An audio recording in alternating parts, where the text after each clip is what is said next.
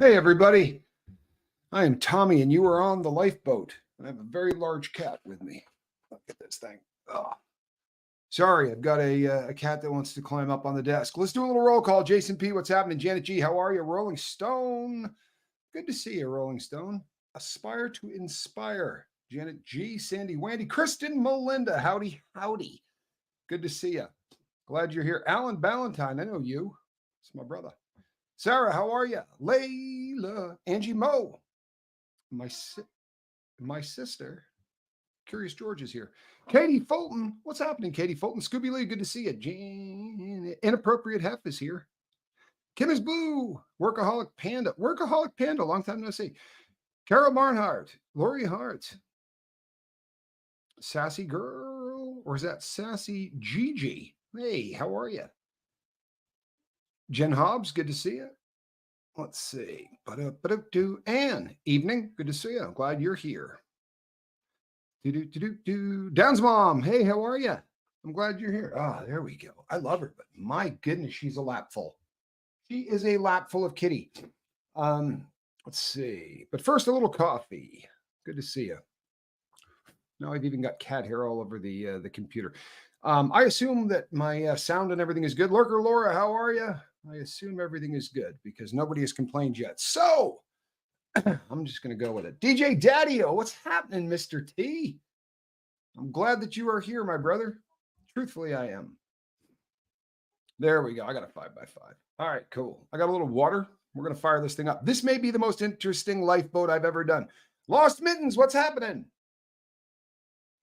So this, people, is a subject matter that we're going to talk about today that is, it's me, man. This is all about me. It really is. I'm not joking. This is all about me. Every once in a while, I will do this, where I do a subject matter that, you know what, this one just interests me so much, and it's because of my my interesting brain. Lumen, how are you? Kathy Ann, great to see you. Thanks for all you do. Squirrel Girl, good to see you. Mom of Kurtner, Anonymous. Hi there, finally caught it live. No rerun for me. How about that? It's way more fun live. I think you're going to dig it. I really do. I think you're going to dig it. They're a lot more fun when you can catch them in the flesh. That has been my experience. Most people find it that way. This is absolutely phenomenally interesting stuff. Phoenix Rising 44. Shelly, how are you? We're going to talk about dreaming tonight. And we're going to find some stuff out that I bet a bunch of us didn't know.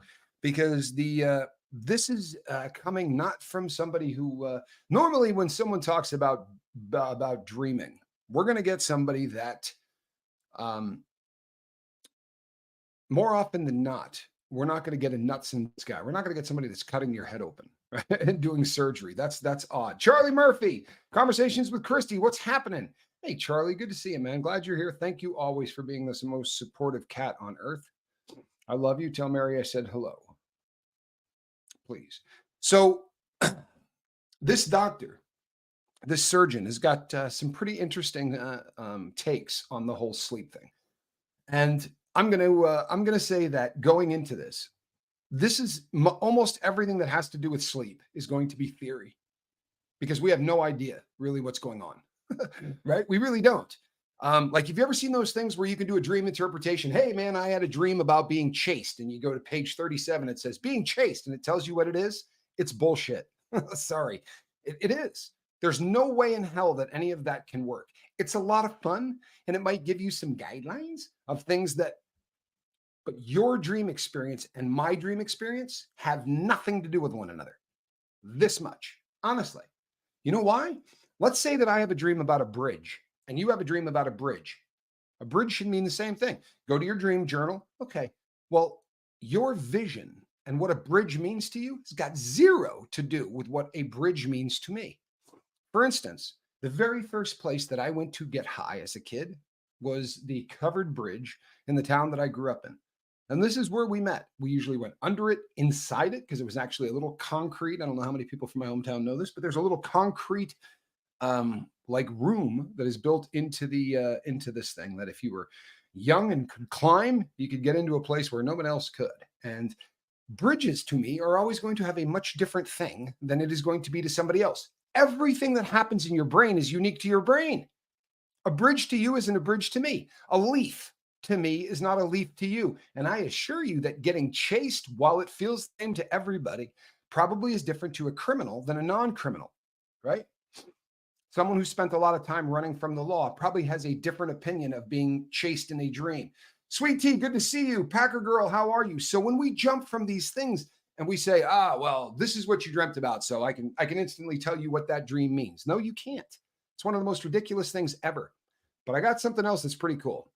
And we're going to get into some things that absolutely are fact, can't be debated. Now, what they mean, you could debate till the end of time. But let's start with this one. Why do we go to sleep at night?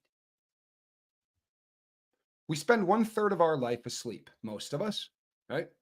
24 hours in a day. In theory, we should be sleeping about 8 of those. We get a few cat naps. When we're kids, we really sleep a lot. But they say about 1/3 of your life. Hey, Rocket Queen. Good to see you. Joanne, what's happening? They say you spend about 1/3 of your life sleeping. Well, I will go a step farther and say I think you spend 1/3 of your life dreaming. Huh? Most people will argue this. The giant Snoopy is sending me into hysterics. That'll be what I'll be dreaming about tonight. You're the best, Tommy. So excited for this chat. All right. Yes, you see? He's got his legs crossed. He's chilling toughly behind me. I am a fan. Interpretation is directly associated with your perspective, how you were raised, what experiences you've had, etc. Correct, Casey. Spot on. So when you see these books about dream interpretation, sounds good, right? Sounds good. But if they're going to tell you what's going on, you are such a unique organism compared to me or the other 8 billion people on planet Earth. So if you really want to feel what's going on in your dreams, I think the process of trying to figure out what your dreams mean, that's what we're supposed to be doing. Whether or not we figure them out, I don't think is important. But I am absolutely of the belief that that process of trying to figure out what's going on during that 1/3 of the time that we sleep, well, that's pretty important stuff. So everybody knows what REM is, right? Aside from a band from Georgia, right, that had some hits in the 80s and 90s. REM is an acronym for rapid eye movement. And everybody knows that you can tell when someone is dreaming because they have rapid eye movement, correct? We can all agree on this? Okay, we're wrong. We're wrong. Rapid eye movement is showing some heavy duty sleeping and some heavy duty dreaming. But the new science is saying that we're dreaming whether we're doing rapid eye movement or not. Yeah.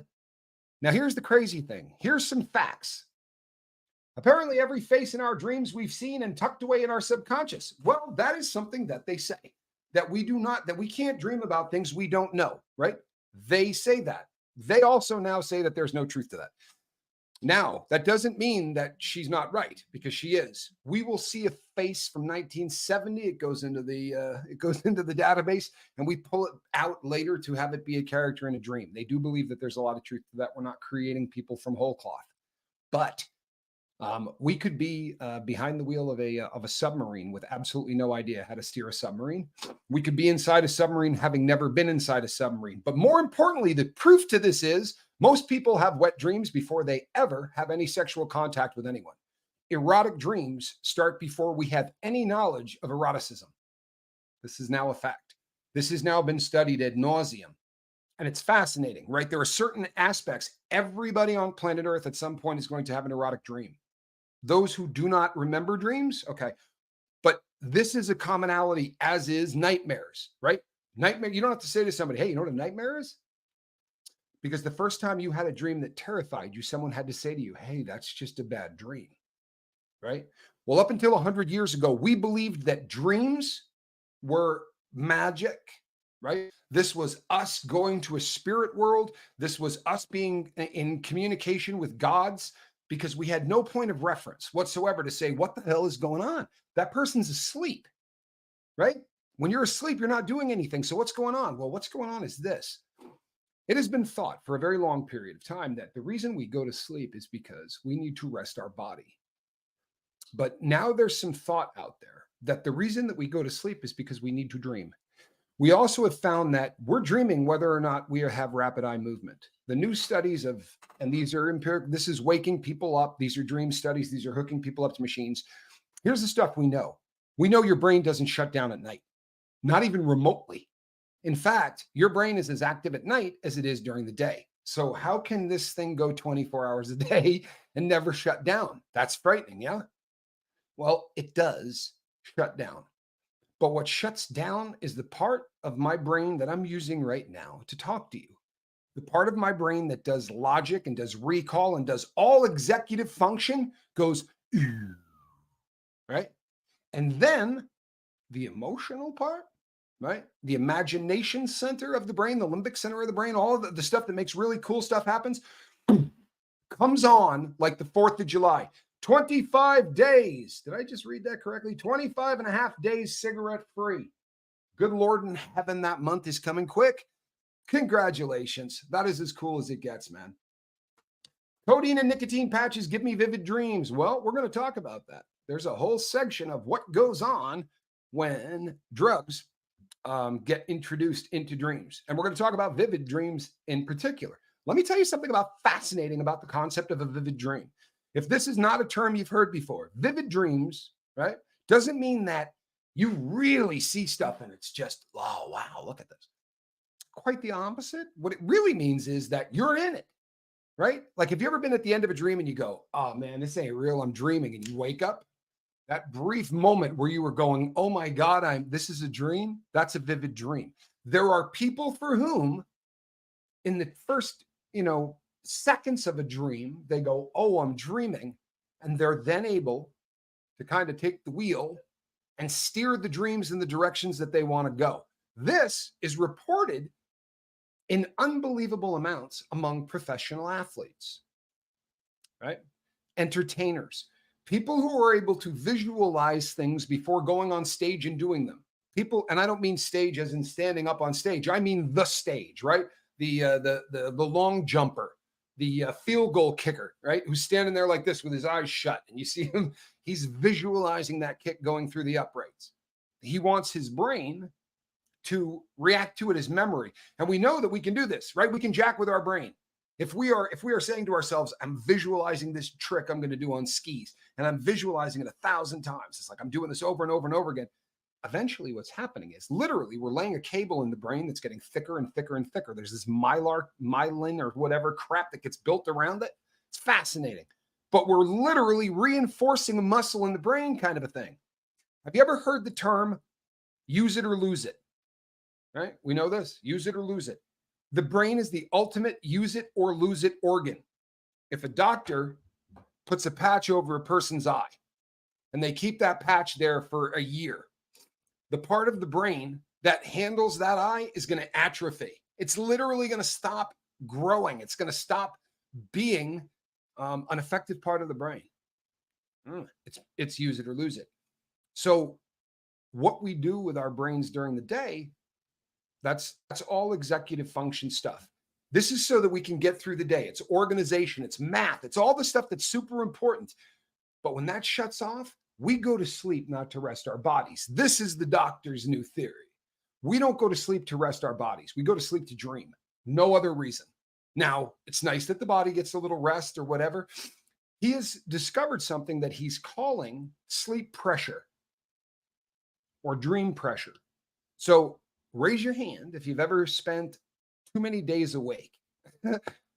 We got a lot of people here who have. We have a lot of people here who have done it with drugs. We have a lot of people here who have done it for tons of reasons. But if you don't sleep for 2 days, dream pressure, sleep pressure builds up inside the brain. And when you fall asleep, when normally they wake people up and they do these surveys and they hook up 92 little sensors to the brain so that they can measure activity, electrical activity and stuff going on in the brain. How much metabolic activity is going on? How much glucose is your brain using so that it can fire? Because while we're sleeping, there's a party going on in our brain. Big time, right? There is a big time party going on in our brain while we're asleep. So the question becomes, why?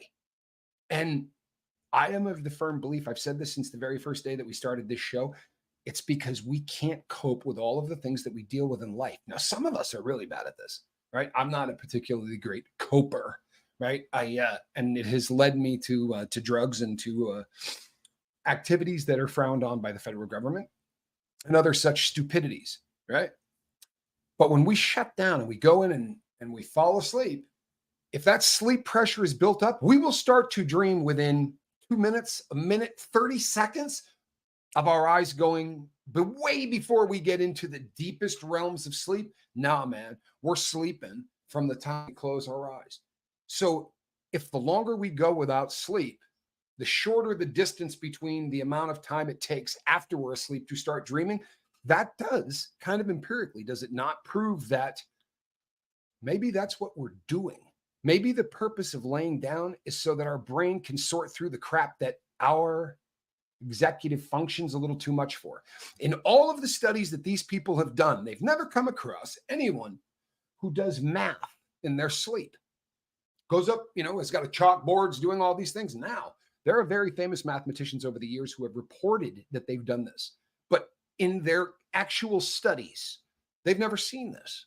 Now, I've reached out to this doctor. Katie Fulton says, I had a recent vivid back, one of those super vivid, realistic dreams where I'm in it. It was my wedding, never married, always wanted to, and it was perfect. I woke up sobbing because 'twas perfect and not my reality. I beg to differ. I beg to differ. I think it is your reality. I think it's your reality, Katie Fulton. I don't think it's happened yet, but I definitely believe it's your reality.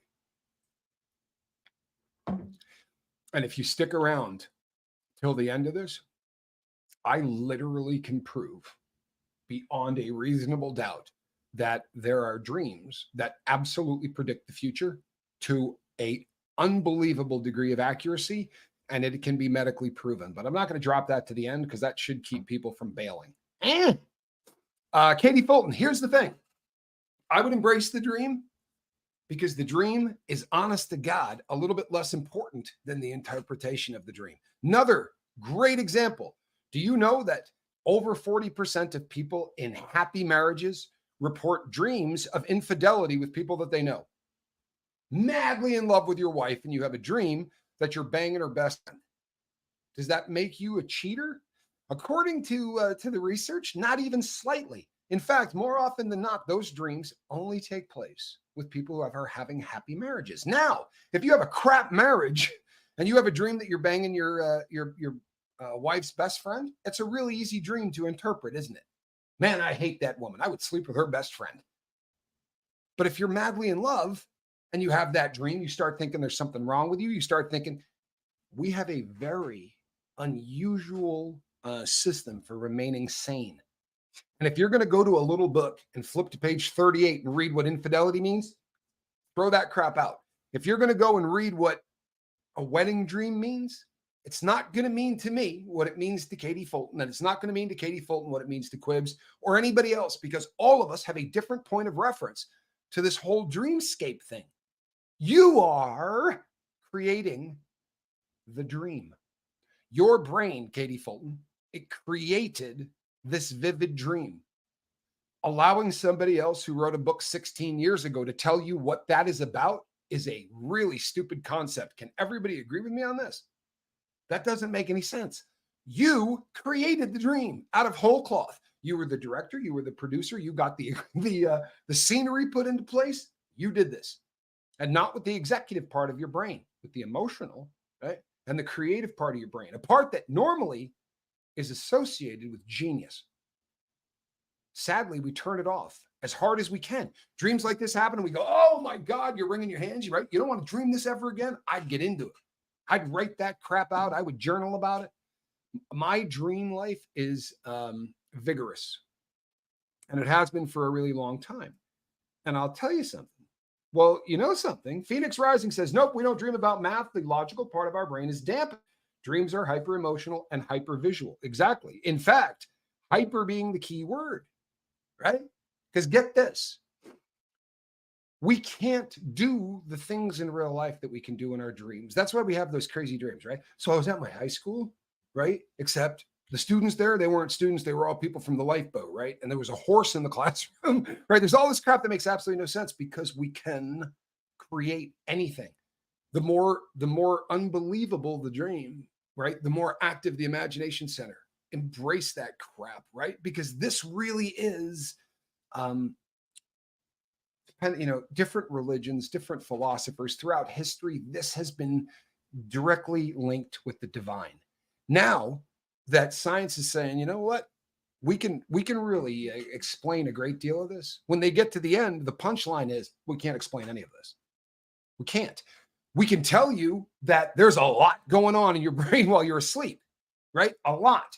We can tell you that you're not really just dreaming when you're in REM sleep. You're dreaming in alpha and beta and theta. You're in every single part of the sleep process, you're dreaming. Now, does everyone remember their dreams? No, they don't. Now, there are reasons for this, but the reasons, once again, are all theories.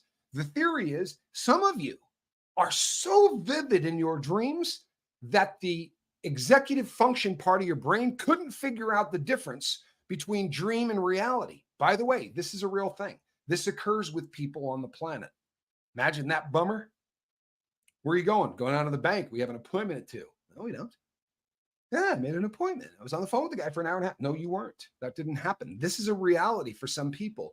So the theory has become that in some individuals, the logic part of the brain, in order to make sure that you can distinguish between reality and fantasy, is not going to let you remember it. That's a theory because all of this stuff, right? All of this cool stuff that we're just starting to really get a handle on. Once again, up until 100 years ago, we thought you left the body, right? The breath came out, you went to the world of dreams and you kicked it with, is that wrong? I don't know. Because with everything going on, they still can't prove that's not what's happening. What they can do is they can say, no, the brain doesn't shut down. No, it's using a crap load of glucose. It's firing off all over the place. See, now we have fMRIs. Now we have things. In the past, doing this was dangerous as crap. What if your wife is pregnant? Well, let's hook you up to a machine that creates crap loads of radiation and get a good look at what's going on during your sleep patterns while you're pregnant. Don't worry about your kid. You think a lot of women are signing up for that? Well, now we have ways of imaging the brain that don't create radiation, right? There's really no threat anymore to the patient where we can take unbelievable, imaging of the brain and not feel like we're going to be doing damage to somebody. So now we're seeing stuff we never saw before. Alan Ballantyne, how are you? Look at this. It's my brother. He's making the hot sauce packet thing going on. Turning people green. Lost Mitten says, I've never had a sex dream. Yes, you have. Statistically speaking, you have. Now, that does not mean Resident Evil AMC, hello, welcome. Doesn't mean you remembered it, right? But according to science, everybody has it. It's one of the only 2 dreams everybody has. We all have erotic dreams and we all have nightmares. Everybody, right? 100%. So often those dreams meanings are completely wrong. I can usually work out what my weird dreams meant. Sometimes takes some work, but usually very obvious. Here's the thing. It's going to be obvious to you, right? Because, hello, Anita Card. Andrew Wise, good to see you. There is one specific dream I have had hundreds of times since I was a child, so I haven't figured out what it means. Guess what? Recurring dreams come in a couple of different fashions, according to this scientist, this brain surgeon. He has tickled, this is the term he uses, he has tickled parts of the brain, which literally means poking it, right? While doing surgeries. And he can tap on parts of the brain that will cause the recurring nightmare. And he can go back and do it. He can literally go in there and go, I'm going to give you a recurring nightmare. And what they have found is that, again, here's the science behind it. The science behind this is it's a loop. It's more like a seizure than a dream. Picture dominoes falling over. And as they get to the end, they're lining back up. That is the recurring dream. From the standpoint of science, we can say it looks more in brain activity like a seizure than a dream. These are recurring dreams or nightmares. I have them. And I struggle with this as I'm reading it because I'm reliving something I watched. Now, because our brain is so different, I watched somebody get killed. I talked about this a lot on the Lifeboat. And he was killed in a fight. It was a vicious thing that took a long time, and it was noisy and it was disgusting. And it was there were 2 doors between me and him. It was in prison. It was bad. When I have that dream, it'll be Quibble getting stomped out instead of the gangbanger who was getting killed, or it'll be my mom, or it'll be Johnny, or it'll be someone who means the world to me who's getting killed instead of the person I watched. I don't need to go to a book to figure that out, right? These are feelings of being helpless when you really want to be able to affect someone's life and help somebody. They're in a bad way or whatever, and there's nothing you can do about it. It's those feelings of inadequacy and the ability to protect those we love. Pretty friggin' obvious, right? I don't need to pay Chris $175 for that dream interpretation. I probably have figured that one out journaling, right? But it doesn't stop it. It doesn't stop the process. So recurring dreams, there are people who, 1/3 of the population apparently has recurring dreams. And you would be shocked how many times 1/3 of the population comes up in every one of these studies, right? Honestly, it's fascinating. But back to the erotic thing. Most people report the first episodes of erotic dreams preteen, which means that more often than not, it can be pre-sexual contact. And this brings up a thought, right? Because we talk about how everything is interpretation. What a bridge is to me is different what a bridge is to you, what a leaf is to this person, or what a leaf is to that person, or a wedding dress or a wedding scene to Katie Fulton would be considerably different than it would be to me, right?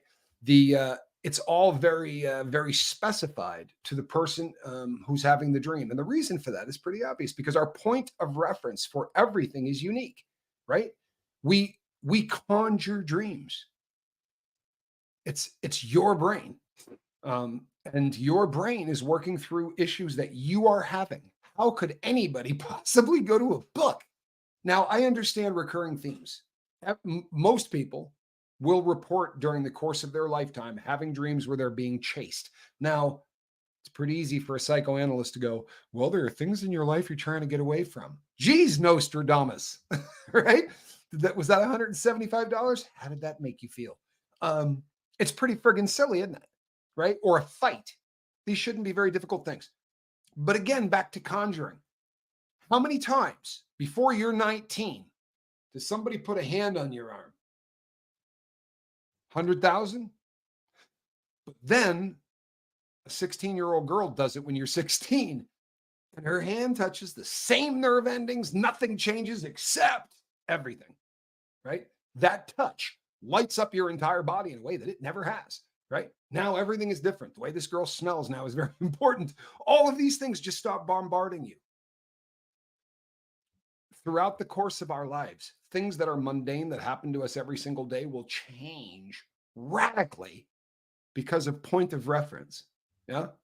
So throughout this process of birth to death, where do we deal with all of those things? The first time a boy touched your arm, or the first time a boy or a girl looked at you in a certain way, you don't immediately at 14 go, got to get a journal. I got to start writing this shit down. I got to start working through this. More than likely, you're about 15 to 20 years away from getting into some serious journaling or even thinking about such things. So where do we work that out? We work it out when we're sleeping, right? Those nocturnal emissions that happen to boys the first time around just seem to be a universal thing. We don't have any point of reference. Usually by that time, no one has had intercourse, but they're having it in their dreams, right? So again, do you know what we get back to? Wally, fascinating. Do you know, I have a thing of notes right here, which I never do. And one of the things that I wrote, Wally, was people have said for millennia that if you are murdered in a dream, that you will not survive that process. Horse feces. As it turns out, you can be murdered in your dreams. This happens a lot. Guess what percentage of the people studied said that 1/3 say they have been eliminated or, whatever. Fallen dreams. You know those dreams where you go, well, these make sense. How? Again, all of these things can be documented that hundreds of thousands of people who have all taken these studies all report them happening. Okay, well, then maybe it should make it into the dream book. But the interpretation is going to be a whole lot different. When I have a dream where I'm falling, I have skis on 100 out of 100 times. And that fear of falling, it's never that I fall off a chairlift or something like that. It's a jump. And it's because I think this happens to skiers all the time, extreme skiers. when you go off something and you go, oh my God, it's that moment of realization that this is a much bigger drop than I thought it was going to be. I've had that dream more times than I could possibly count. That's going to be different than Alan Ballantyne's falling dreams.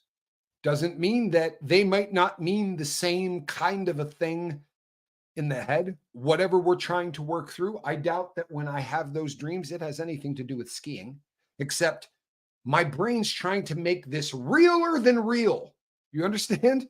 My brain's doing everything in its power to make that feeling of falling incredibly real. Well, we've all fallen, but usually not more than about a half a second. Because normally if you fall for more than a half a second, it's the end of your time on earth, right?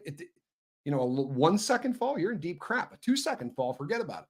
But on skis, that can happen a lot. So I think it's what happens on this ride will dramatically taint what's going to happen in our dreams.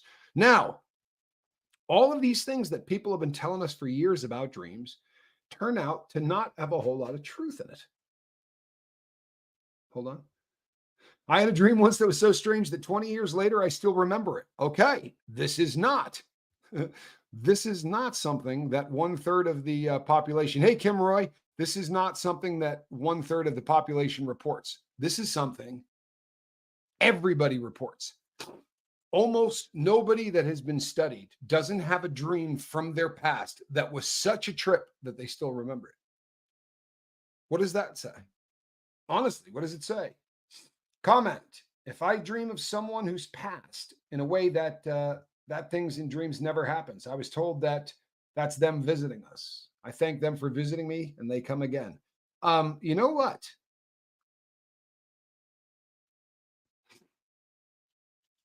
This is interesting. And this is another one that I could have saved to the end, but we'll talk about this. The cat that I have been listening to the theories of, and he's written 2 books on this subject. This guy's fascinating. He's a brain surgeon, right? And he has had an opportunity to work with a lot of people who have the big C, brain cancer. So with many of these people, they have do not resuscitates. They get to a point in life where they go, I'm not doing this anymore. I want to get off the chemo. I want to get off the radiation, and I just want to ride this out. Well, obviously, when they say I'm not doing this anymore, I'm ready to go to the other side. Their dreams change, right? Big time. And for almost all of the patients that he has worked with, this is a very comforting phase. They have dreams that kind of organize their life in such a way that it's not necessarily their life passing before their eyes, but it's organizing their thoughts so that they can process their life and go through all of that.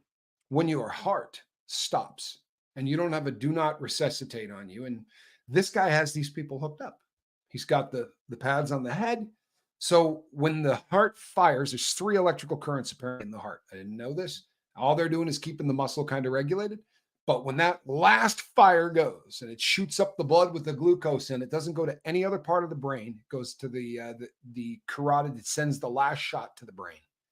And everything shuts down incrementally. So with each passing second, everything is going smaller and smaller and smaller. The last beats of the heart, each one is a little bit less than the last one until the same with the liver function, same with everything, except your friggin' brain. Except your brain.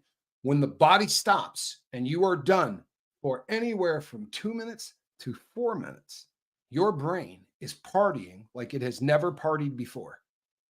The amount of activity that is going on in the brain after the heart stops rivals anything that ever happens in your dome any other time. Now, a lot of you are going to say, well, that's you seeing the light. And that's, the people who say that they saw loved ones on the other side. And if that's how you interpret that, excellent. That's groovy. And I think this is open to interpretation, right? I think it is. I think for a lot of people, it's going to be the exact opposite. I think there are a lot of people who are going to say that's your consciousness getting ready to go home, right? That's your consciousness packing up. Right? Let's see, what have I left behind? Right, throwing all of it in the suitcase for the travel to the next spot, whatever that next spot is. If you don't believe that, that's groovy too. I don't care. right? I think you guys know where I sit on this, but I don't care. The fact that you're not dead when your heart stops, your brain is still never been more active. Couple of things. It's got to make you feel really cool for people like Quibble, who spent an hour with a guy after he had passed, was there when the heart stopped and continued to hold his hand because he wasn't gone when his heart stopped. That's really cool. And the funny thing is, this guy said, there are nurses that I work with. He said, really old women. He said, and every time someone will pass, they will stay in there and continue to talk to the person for 3 or 4 minutes after they had passed. He said, nurses who just religiously did it. He said, and every one of them has been right. They're not gone. They're not. Now, whether they're listening, who knows? I don't have any idea. It doesn't, you understand, nothing here is going to give us any answers, but it's going to give us some smoking questions. It really is. It's going to give us some phenomenally interesting questions and applications. I promise. Before we go, there are some really cool things you can do that may change your waking hours, right? That may make life a whole lot more fun. Katie Fulton, it's going to be better than okay. It is. I promise you. Here's another thing that's very interesting. What is it that the people who seem to be able to control dreams, the people who seem to be able to shape what goes on in their dream landscape, are the most successful people on planet Earth? Do you think that this is a coincidence? Once again, this is not from the doctor.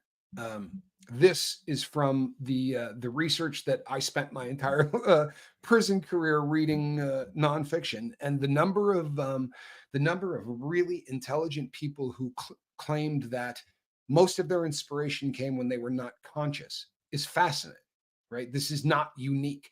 There have been some of the great thinkers of our time who said that when they went to sleep, that is when all of the incredible things happened, including the occasional mathematician.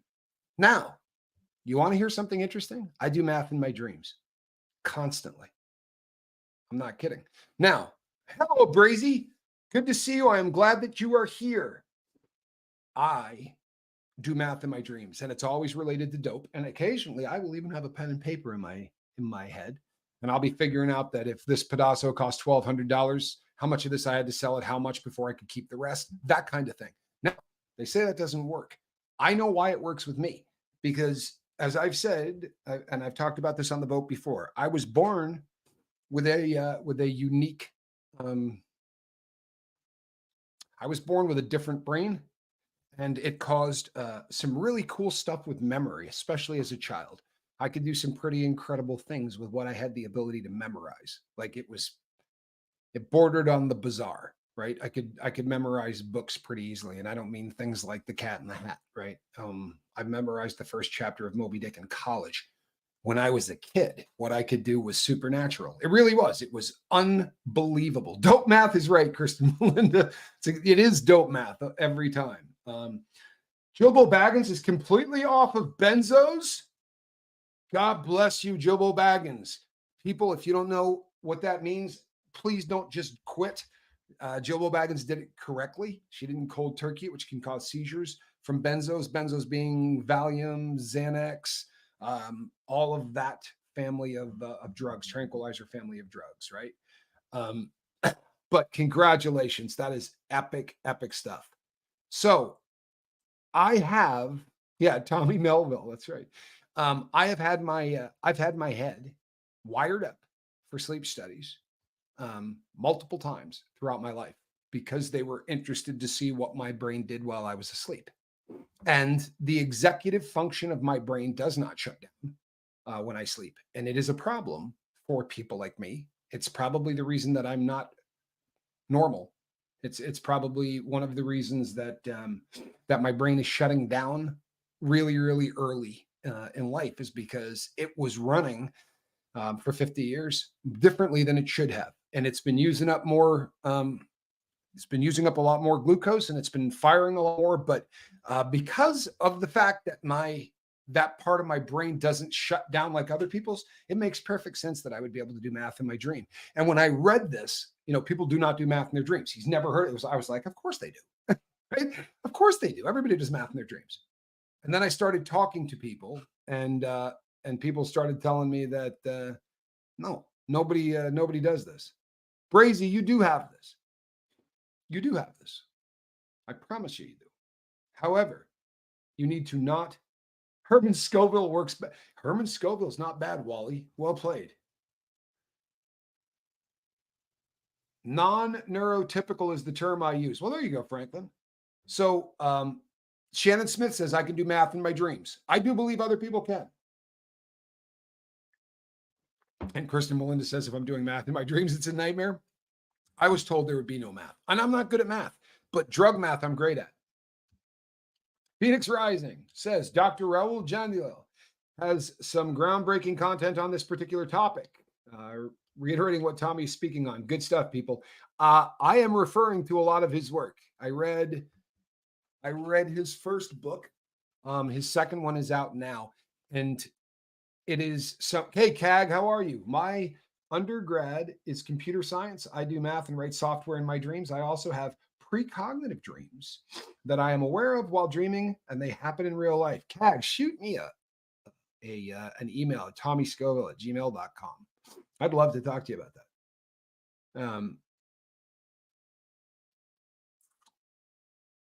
I don't want to do math while awake. I'd rather not do it asleep. I get it. I really do. So listen. Comment, Tommy, everyone's normal. It's different, and that's not a bad thing. Well, it is in my case. Now, here's what I mean by that. This is killing me. So in my case, it's different, but it is bad. And you know what? You take the good with the bad. I've been able to memorize stuff over the course of my life in a way that I didn't have to put a whole lot of effort into. It made it very easy to be a public speaker, right? It made it very easy to do a lot of things in my life because people struggle with memorization, and it just, right? If I read it to my kid, if every single book I read to my kid as when he was a child, I can do from memory, every one of them. And I was long past the prime of my memory, right? By then the concussions had really started to take their toll. But if there are parts of your brain that fire constantly, you're going to pay for it later. That's just the way it is. And I've actually recently spoken to a couple of heavy hitters in this field because I'm really grasping at straws to try to come up with every way that I can to hold on to things. And this is a fascinating area of study, even if I wasn't dealing with a very different kind of a brain. I have a photographic memory as well, and I'm very similar to Tommy. I have never heard anyone else explain it so well and on point. Hope between the dreams. Thank you very much. That's a lovely thing to say.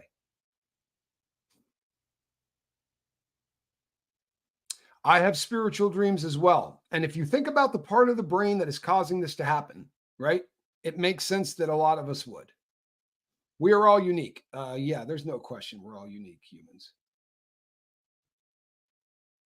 Lori Hart says, my son had a photographic memory and was autistic, made for some weird conversations. I can imagine. Oddly enough, I don't have a photographic memory. I don't have a photo. That's not what I have. I don't know how to explain what I have. I think maybe audiographic might be the combination of reading it and hearing it at the same time. Forget about it. If I'm reading it aloud, I'll memorize it, or used to be able to. These days, I don't remember the name of the city that I lived in. I can't remember the name of my cat if I don't have it written down. You know what I mean? But there was a time when it was very, very easy for me to just roll. My therapist, a psychiatrist, thinks I am on the spectrum. Interesting diagnosis at 66 years old, but explains some savant-like capabilities. You know what? When I was a little kid, I heard that word, savant. I remember hearing it when I was really, really young, except it had the word idiot next to it.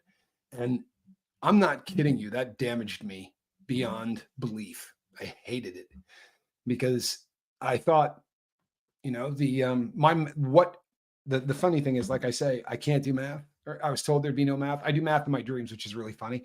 I can't do math at all unless it is very specific math. And what I mean by that is I can do math in my head because an ounce always weighs an ounce, and the price was always pretty close.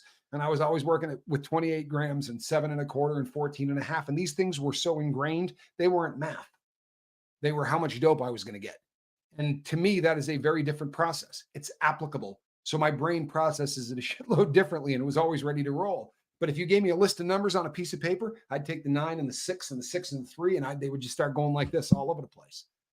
I was an idiot savant as far as the term used to be used. Now they say, now they say things like on the spectrum, or they say things like a touch of Asperger's syndrome, or there's a bunch of different cool words that these days we use instead of things like idiot savant, which is a really shitty thing to say to a kid, but they've gotten better over the years, I think. The brain is extremely interesting. Yeah, it is. Now, as our friend Cag said, and I find her fascinating, but she has had premonitions, the belief that dreams will come true. Now, if you want to see some really twisted stuff on this, you can look up the Twin Tower stuff that happened in New York, and the number of people who can verify, because there are a lot of really powerful executives who journal 5 times a day, and they do it in books that they have kept for years. So every page is numbered, right?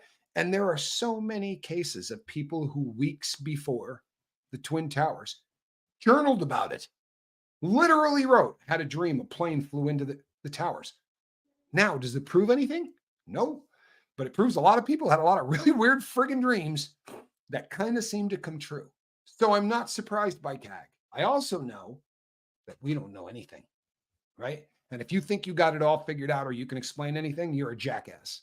Honestly, even these doctors who are sharp as hell use words like magic to describe certain parts of what happens in the brain because there's just no other way to explain it, right? I would imagine Lori Hart, she said autism made it hard to communicate what he knew.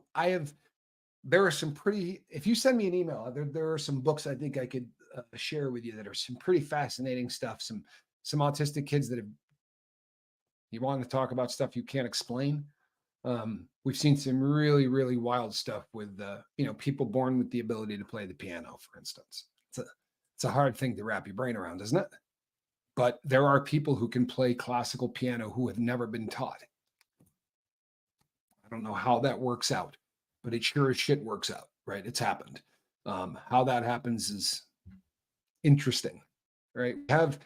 We have this thing that, okay, so I don't remember how much, or I don't know how much you guys remember from taking any kind of like labs in college or anything like that. But if you take, a neuron or you take anything, you put it in a petri dish and there's one of them, nothing happens. So you put 2 of them in there, put 3 of them in there, and these things start to bunch together, right? And electrical current starts to happen. It's pretty wild shit. It really is. It's like they want to fire. They want to make, okay, we have what, 20 trillion of them just in the brain. So what the hell is going on in there, people? I promise you, we don't have any idea. I promise you we don't. I find it fascinating that we dream of things that have not happened, right? I promise you.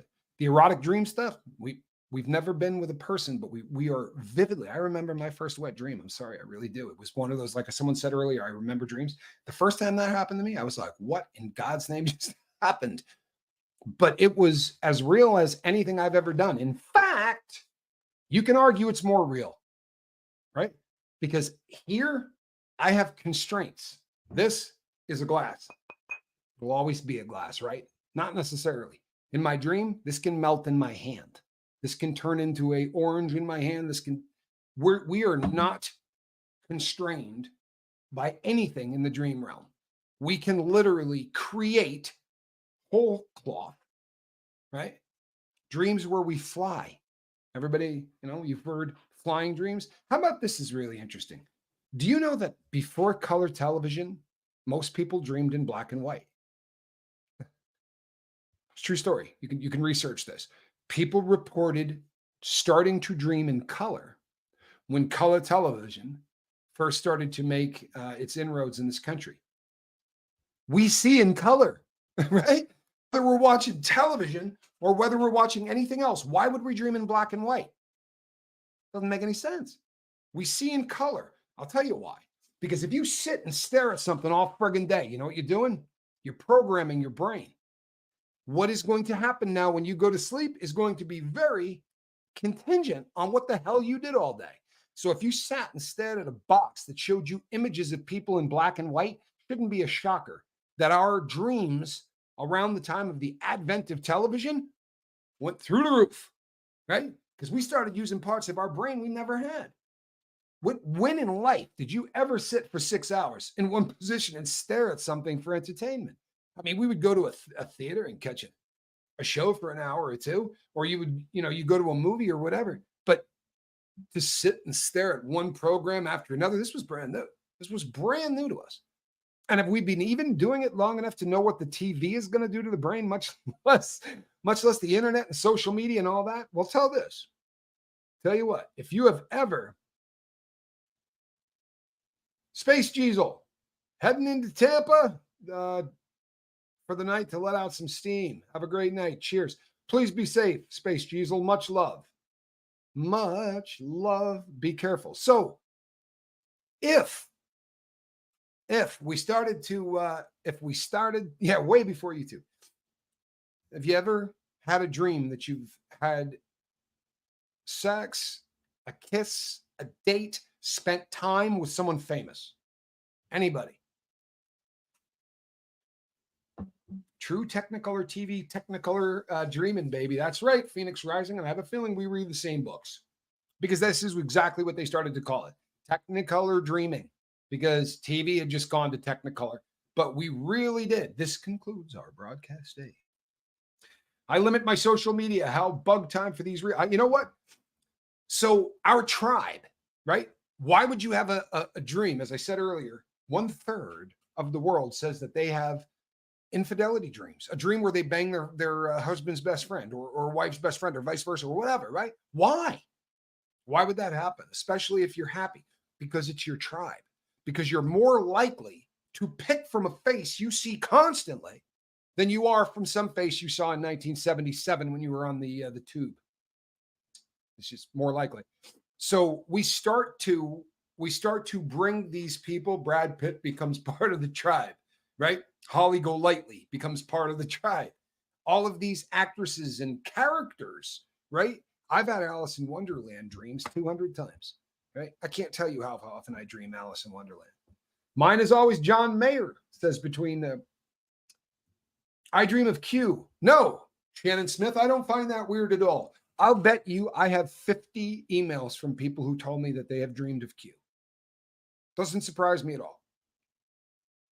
Honestly, it doesn't. Phoenix Rising. Well, it's funny you say that. Hasn't happened with us yet. They have not had in any of their studies, we have not begun to, YouTubers and social media people have not begun to show up in studies. Doesn't mean it's not happening yet, but this is the new form. See, TV's dead.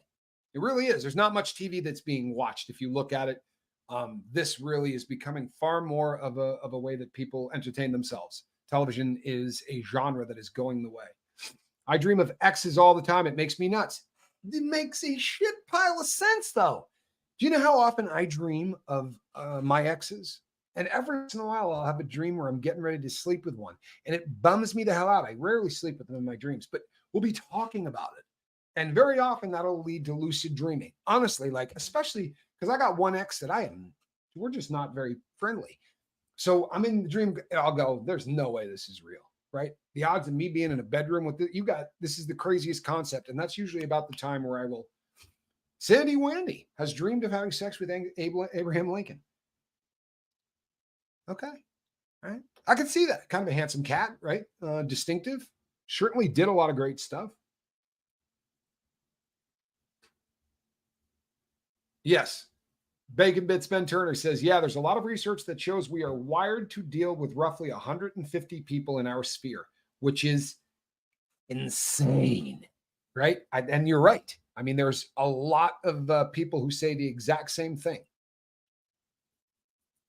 I know, my God. I mean, I get emails from 3 times that on the regular at all times. I used to work with nonverbal autistic adults. Had one client who was a piano virtuoso. We were all astounded. If he got near a piano, he was off and running. It's fascinating, is it not? Hey, Sir Tedrick, I love you. And I mean that. And I'll take this from every single person, right? Those of you who pray for Q's freedom And if you don't pray, do whatever you do, because the world will be a better place. And the day is coming, whether you trust me in this one or not, the day is coming where I'm going to sit here and that door is going to open and he's going to walk through. And I'm going to get up and he's going to sit down here and he'll tell you the story of how he turned me from asshole to Tommy. It'll be a lot more fun to listen to it from him, I promise. Because I'm sure I was really a jerk off when he started working with me. He's very kind to me, but there have been many times where he'd say, I'll say, so-and-so is just pissing me off. And he'll go, and he'll just laugh for like 6 seconds. You know that? Oh, you got one that's a jerk, do you, Tommy? You should have seen you. I have a dream I'm falling through the ocean, but not drowning. I love that. That seems very cool to me. I remember I had a dream of my girlfriend at the time, and she presented as a demonic being in the dream. Never after we broke up, though. Wow. Well, I have dated demonic beings. In fact, I married a couple. That's not fair. I married one. I dreamed of a snake in the laundry basket. Ooh, Lord. I don't like those.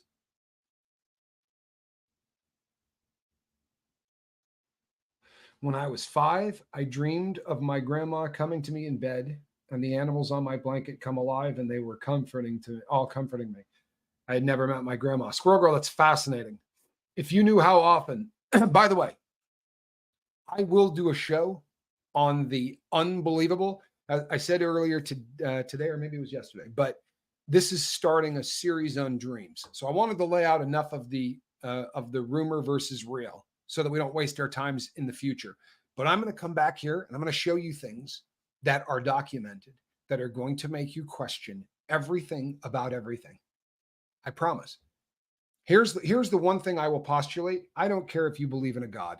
I don't at all. I have means nothing to me.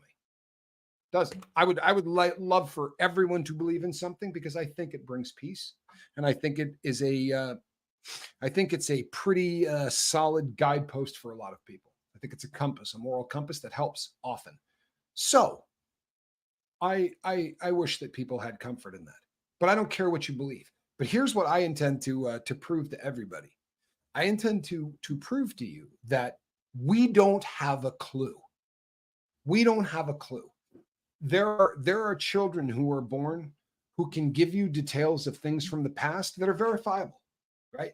And I'll take the stories here and I'll show them to you of kids who talk about past life stuff where you go, yeah, whatever. And he goes, and the name of the ship that I was on was this. And the name of the guy that I lived with was this. And the day that we got hit by a missile was this. And you can go and verify every bit of the shit. This is a 4-year-old talking. I will bring these stories to you. I'll tell you the names of the books that I got them from. And what you will see, and I think that we can prove, is that we don't have a clue. But there are philosophers who say that, does the body need a consciousness? I think that the consciousness needs a body. I think that all of that excitement that's going on at the very end, maybe that's the process of taking off to look for the next one. And sometimes we drag just enough of that with us so that 3 and 4-year-old kids can give you details of things that don't make any sense, but are verifiable and provable, right? Now, I said before I ended, I would tell you that there is absolute proof without a shadow of a doubt that dreams can predict the future. Now, we have never, ever seen proof of this.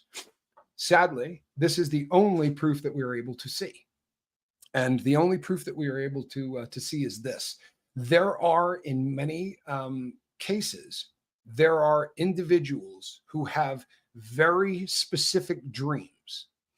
These dreams predict something that is going to happen to the brain in the next 15 years. And scientists are finding this. So when guys come in and there's certain dreams that are abnormal, and when a person begins to say this, doctors can go 100 out of 100 times when patients report this, they're 15 years away from this diagnosis in the brain. That, my friends, is absolute proof that there are times when the brain can predict the future. Sadly, it doesn't predict a very good future. Jason P., just because I love the lifeboat. You know what? I do too. I love the lifeboat more than any of you do, I promise. Because I'm not the lifeboat, and my kid ain't the lifeboat, right? You all, like, this is the lifeboat. All of us getting together, all of us treating each other kindly, right? That's the lifeboat. So I'm not going to shove religion down anyone's throat. I've never been that cat, never. I don't care what you want to believe. but I'm going to bring some shit in here that is going to really make you question. And I think questions are a good thing. 100 out of 100 times, I think it's a good thing. I talked to my dad for a long time after his heart stopped. Well, that's got to make you feel good, doesn't it? Huh? Doesn't that make you feel good? Do it. If there's somebody that's in the process, or there's somebody you know you're going to leave, don't leave them. Stick around. Talk to them for a few more minutes, right? Because you aren't scared to wear pink. No, I am not. It is absolutely my favorite color. This is my favorite color. Thank you, Bacon Bits, Ben Turner. Ben, I think you ought to reach out to me too. I want to do a show with you. I find Ben to be a really fascinating cat. Very well read, very intelligent. The next time I do one of these, I'm not capable of doing it personally. I'm going to put the footnotes in for the books that I've been reading so that you guys can, if you want to pick them up and read them, some pretty fascinating stuff. I'm pretty impressed with all of this. My son would tell me when I was your age, I did this or that. He said he was a garbage truck worker. He knew things that no 2 or 3-year-old would ever know. Well, here's an odd thing. I did that too. And they said I was creative. They said I wish people had written down all of the things that I was saying. I wish that people spent a lot more time paying attention to it. People would have loved to know what kind of crap I was talking about. Because here's the other thing. By the way, I have no issue whatsoever when things don't line up with my beliefs. My beliefs can withhold. I don't have a problem with people who wanted to talk about things. You're never going to hurt my feelings, man. Seriously. I spent 13 years in a prison cell. Trust and believe the things that I have come to believe in, I believe in. And nothing you're going to say will hurt that. I don't hate people who don't believe what I believe, right? I don't. I hope that what you believe brings you peace, because it sure as shit brings me peace. You know? So I hope that for everybody. Now, I am going to end this puppy. Someone asked if we're going to be doing a Relate-A-Boat. My partner is I don't know how she feels. When right before I went live, she wasn't feeling great. I wasn't either. We had a really great lunch, but I don't know, man. I'm a little nervous about the place because I had a really good lunch, but both of us walked away feeling just a little bit not good. So I'm not sure, but this is going to be a series I'm going to be doing on sleep and on dreams. Keep coming back for it. If you see something that says dream, this is going to be a very interesting series, in my opinion. I think I find this stuff fascinating. I really do. These are the things that keep me awake at night. Sadly, everything keeps me awake at night. The electricity in the brain continues after the heart stops beating for up to 3 to 4 minutes. For up to 3 to 4 minutes, and it doesn't just continue. It's the end of the 4th of July, right? Stuff's been going like this. This is light it all off. We're blowing every single thing we got, and we're blowing it all at once. Never will it ever light up more than that. Susie in Paradise, I suffer horrifically from really terrible memory loss. No joke. Doesn't sound like I do, but I do. So I will get my boy to put it in the thumbnail. And the sad thing, you say, well, why don't you just take better notes? I believe the name of the book is What Your Dreams Are Trying to Tell You About Your Life or Your Health or some shit. It's Dr. Raul Jandial, Jandial. Yeah. He's written several books. He's absolutely fascinating. And there are, you can find some lectures and stuff that he does too. Really, really fascinating stuff. Your friend lived through a widowmaker. Now, the question becomes, so there are a bunch of widowmakers. There's a widowmaker that goes bang, bang. There is a widowmaker that was built by Porsche, right, which is a 4-speed with the worst turbo lag in history, the 930 Turbo, which killed about half of the people that drove it. They used to call it the widowmaker. And I believe women who take out husbands. Naive white woman waking up to real life. My son is 31 and autistic. He is brilliant and funny and will probably always need help. You know what? Me too. As far as always needing help. I don't know how brilliant I am, but I will always need help. Oh, widowmaker heart attack. Very rare. Yeah, very rare. Hope I don't get the green apple scoots. I'll tell you something. We would have welcomed it. It was more of a, I was feeling like I was going to die, stomach cramps kind of thing. But I'm feeling considerably better now. All right, peeps. I will be back tomorrow. Not exactly sure when.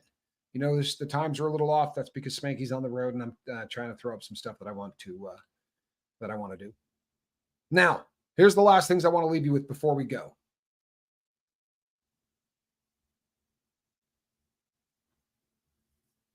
Thank you, Inner Sparkle Monkey. What a cool name.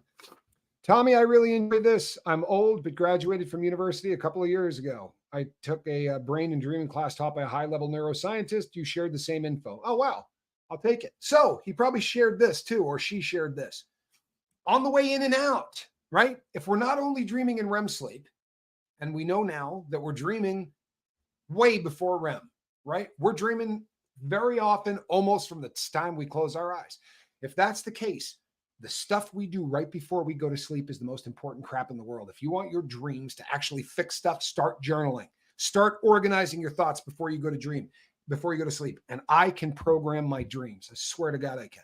If I'm stressed out about something, if there's something that I'm really feeling, if I want to see my dad, if there's stuff I really want to work on, I can spend 30 minutes really thinking about it, writing about it, and trying to get into like nuances and certain events, things that happen where I can remember everything of the day, the smell, the time, all that. I'll journal about it. And about 6 out of 10 times, I'll end up having a dream about it. Now, when you wake up in the morning, I mother effing promise you, if you wake up in the morning and the first thing you do is go like this and check to see what happened on Instagram, you're not going to remember your dreams. You're not.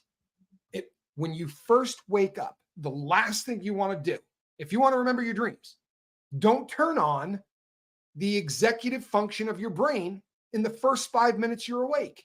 Come out of it slow. In a perfect world, don't set an alarm, right? If you have time, in a perfect world, don't set an alarm. And when you first wake up, maybe lay there in bed, keep your eyes closed. And before that, because we need to, as soon as we wake up, the executive comes on and it has to reassemble life.